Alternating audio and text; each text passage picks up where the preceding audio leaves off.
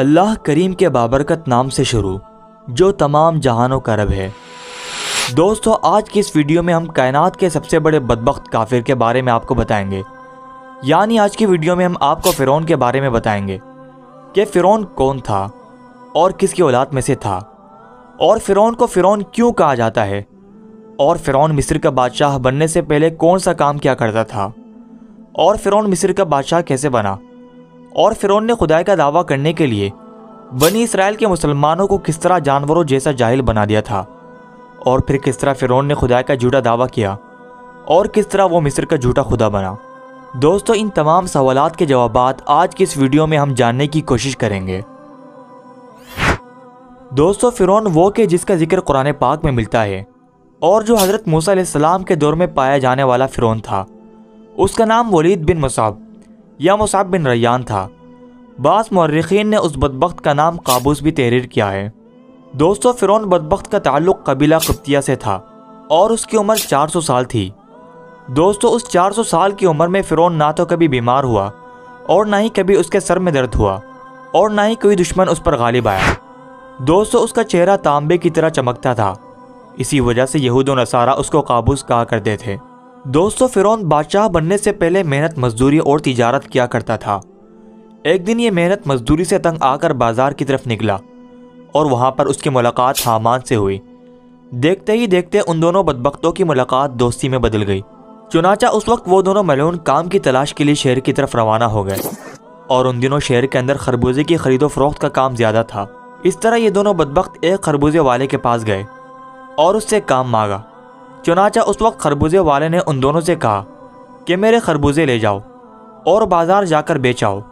جب یہ مال تم دونوں فروخت کر لو گے تو میں تم دونوں کو کھانے کے لیے دوں گا۔ اس وقت خربوزے والے کی یہ بات سن کر فرعون نے حامان سے کہا کہ تم یہیں ٹھہرو اور میں یہ خربوزے لے جاتا ہوں اور بازار میں فروخت کراتا ہوں۔ چنانچہ ایسا ہی کیا گیا۔ فرعون وہ خربوزے لے کر شہر کی طرف چلا گیا اور وہاں جا کر فرعون نے دکانداروں سے خربوزہ خریدنے کا کہا۔ اس وقت دکانداروں نے فرعون سے کہا کہ ہم تو سودا ادھار خریدتے ہیں اور بیچنے کے بعد اس کی رقم ادا کرتے ہیں، اور یہاں کا یہی دستور ہے۔ چنانچہ دکانداروں کی یہ بات سن کر فرعون تھوڑی دیر کے لیے خاموش ہو گیا اور پھر اسی وعدے پر وہ سامان فروخت کر کے واپس چلا آیا، اور واپس آ کر خربوزے کے مالک سے کہا کہ مجھے یہ کام اچھا نہیں لگا۔ اتنا کہہ کر فرعون وہاں سے چلا گیا۔ اب فرعون کو کسی اچھے کام کی تلاش تھی جس سے فرعون زیادہ سے زیادہ مال و دولت کما سکے۔ اس کے بعد فرعون بادشاہ مصر کے دربار کے اندر چلا گیا اور اس کی خدمت میں جا کر درخواست پیش کر دی کہ میں بہت دور سے آیا ہوں اور میں بہت غریب ہوں اور مجھے کسی کام کی تلاش ہے، اور میں کھانے پینے سے بھی عاجز ہوں۔ برائے مہربانی اپنی سلطنت مصر کے اسی شہر میں بطور فطری مجھے کام دے دیا جائے اور اس غلام کو اس جگہ مامور فرما کر سرفراز کیا جائے۔ چنانچہ اس وقت فرعون کی یہ بات سن کر مصر کے بادشاہ نے فرعون سے کہا کہ تو کون سا کام چاہتا ہے؟ چنانچہ بادشاہ کی یہ بات سن کر فرعون بولا کہ مجھے مصر کے قبرستان کی داروغی دے دی جائے اور اس کے بدلے میں کچھ رقم فدیہ کے طور پر شاہی خزانے میں جمع کروایا کروں گا اور باقی رقم اپنے پاس رکھا کروں گا، اور میری اجازت کے بغیر مصر کے اس قبرستان میں کوئی بھی مردہ دفن نہ ہو۔ یہ بات سن کر اس وقت کے بادشاہ مصر نے فرعون کو مصر کے قبرستان کی داروغی دے دی۔ چنانچہ اس طرح مصر کے قبرستان کی داروغی ملتے ہی فرعون بہت خوش ہوا اور خوشی خوشی قبرستان کے دروازے پر جا کر بیٹھ گیا اور انتظار کرنے لگا کہ اب کون آتا ہے جو اپنے مردوں کو دفن کرتا ہے۔ دوستو، قضاء الہی سے ایسا ہوا کہ اسی سال مصر کے اندر ایک خوفناک وبا پھیل گئی جس کی وجہ سے مصر کے بہت سارے لوگ مرنا شروع ہو گئے۔ فرعون نے جب یہ دیکھا تو اس نے ہر لاش کے بدلے ان کے وارثوں سے ایک ایک سونے کا درہم لینا شروع کر دیا، اور اس طرح تھوڑے ہی دنوں میں فرعون کے پاس بہت زیادہ پیسہ جمع ہو گیا اور فرعون امیر ہو گیا۔ اتنا زیادہ مال آنے کے بعد فرعون نے یہ سوچا کہ کیوں نہ مصر کے تمام قبرستان کو اپنے ہی قابو میں کر لیا جائے۔ لہٰذا فرعون نے ایسا ہی کیا۔ فرعون نے بادشاہ کو کچھ پیسے دیے اور تمام مصر کے قبرستانوں کی داروغی اپنے ہاتھ میں لے لی۔ چنانچہ اس طرح فرعون قبرستان کی داروغی کے ذریعے بادشاہ مصر کے خزانے میں بہت سارا پیسہ جمع کرواتا رہا، اور فرعون کے اس فعل سے بادشاہ مصر بہت خوش ہوتا اور اپنی جہالت کے سبب بادشاہ مصر فرعون کو پیار اور عزت دینے لگا۔ چنانچہ اسی دوران قضاء الہی سے ایسا ہوا کہ اس وقت مصر کا وزیر مر گیا، اور چونکہ فرعون اس وقت بادشاہ مصر کا بہت زیادہ مقرب بن چکا تھا، لہٰذا مصر کے بادشاہ نے فرعون ہی کو مصر کا وزیر مقرر کر دیا۔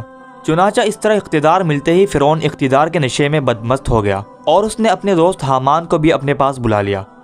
اس وقت فرعون اپنے دوست حامان سے کہنے لگا کہ میں چاہتا ہوں کہ میں خدائی کا دعویٰ کروں اور ساری مخلوق مجھ کو اپنا خدا مانے اور میری عبادت کرے۔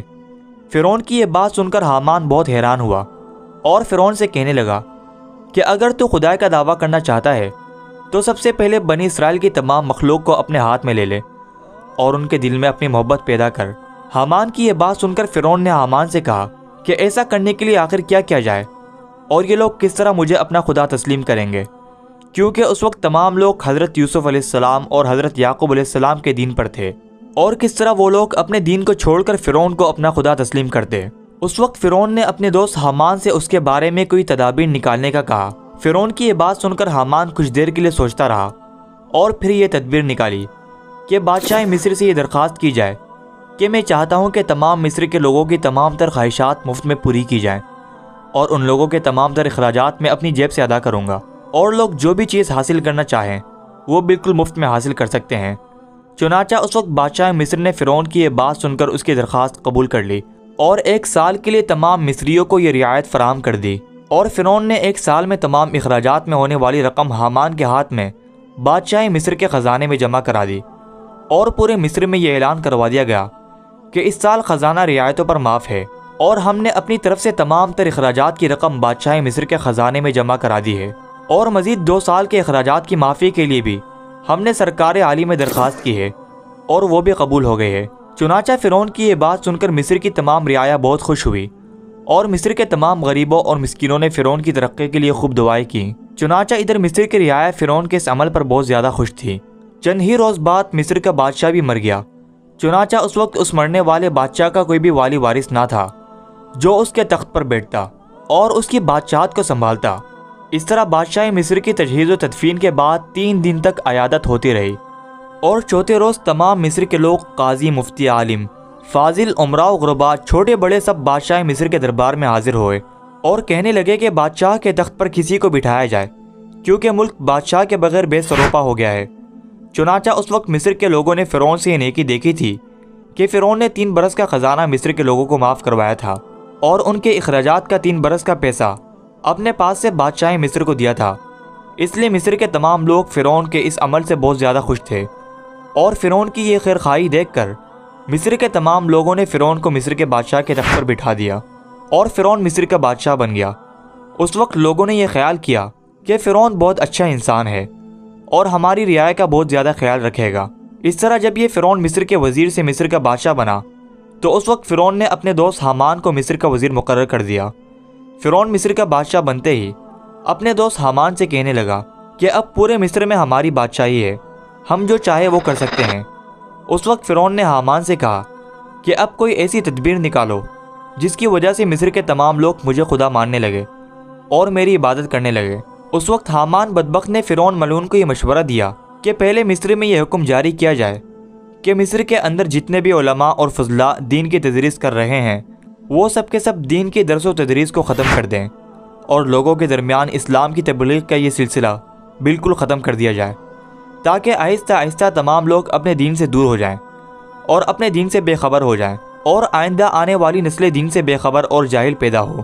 چنانچہ اس وقت حامان کی یہ بات سن کر فرعون نے فوراً یہ حکم جاری کر دیا اور مصر کے اندر درس و تدریس کا سلسلہ ختم کر دیا گیا، اور فرعون نے مصر کے اندر یہ حکم جاری کر دیا کہ کوئی بھی شخص مصر میں درس و تدریس نہ کرے ورنہ اس کو قتل کر دیا جائے گا۔ فرعون کا یہ حکم سنتے ہی تمام لوگوں نے اس کے قتل کے ڈر سے درس و تدریس کا یہ سلسلہ فوراً ختم کر دیا اور مصر کے لوگوں نے بالکل لکھنا پڑھنا چھوڑ دیا۔ چنانچہ اس طرح درس و تدریس کا سلسلہ ختم ہونے کے بعد وقت گزرتا گیا اور وقت کے ساتھ ساتھ تمام لوگ جاہل بن گئے اور علم سے دور ہو گئے اور اپنے حقیقی خدا اللہ تبارک و تعالیٰ کو بالکل ہی بھول گئے۔ اس وقت مصر کے لوگوں کی یہ حالت ہو گئی کہ وہ جانوروں کی طرح جاہل بن گئے۔ اس وقت فرعون نے یہ چال چلی کہ تمام مصر کے لوگوں کو یہ حکم جاری کیا جائے کہ تمام مصر کے لوگ اپنے اپنے گھروں میں بت بنا کر اس کو سجدہ کیا کریں اور اس کی پوجا کیا کریں۔ چنانچہ فرعون کا یہ حکم پاتے ہی ایک قبطی قوم جو کہ کثیر تعداد میں تھی، انہوں نے بتوں کی پوجا شروع کر دی اور آہستہ آہستہ یہ بت پرستی بڑھتی چلے گئی اور یہ سلسلہ کئی سالوں تک جاری رہا۔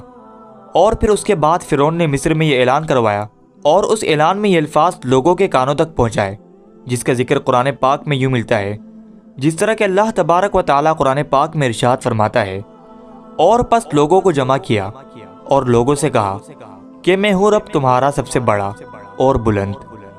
دوستو، اس طرح کئی سال تک لوگ بتوں کی پوجا کرتے رہے۔ جب لوگ مشرک اور بت پرست بن گئے، اس وقت فرعون نے یہ حکم جاری کیا کہ اپنے گھروں میں موجود تمام بتوں کو توڑ دیا جائے اور مجھے خدا مانا جائے اور میری پوجا کی جائے۔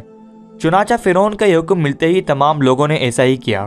تمام قبطی قوموں نے بتوں کو توڑ دیا اور فرعون کو پوجنا شروع کر دیا اور فرعون کو خدا ماننے لگے۔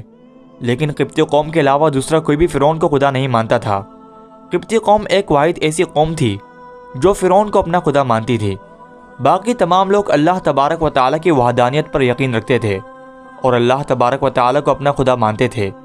اسی وجہ سے فرعون قبطی قوم پر بہت مہربان تھا اور بنی اسرائیل کے مسلمانوں پر طرح طرح کے ظلم و ستم کرتا تھا، کیونکہ بنی اسرائیل کی قوم حضرت یوسف علیہ السلام کے دین پر تھی۔ اسی وجہ سے فرعون ان کو ذلیل کرتا اور ان سے بھاری بھرکم کام کرواتا۔ دوستو، ہم امید کرتے ہیں کہ آپ کو ہماری یہ ویڈیو پسند آئی ہوگی۔ مزید ایسی ویڈیوز کے لیے ہمارے چینل کو سبسکرائب کریں اور ساتھ میں لگے بیل آئیکن کو ضرور پریس کریں۔ ملتے ہیں جلد ایک نئی ویڈیو کے ساتھ۔ اللہ ہم سب کا حامی و ناصر ہو۔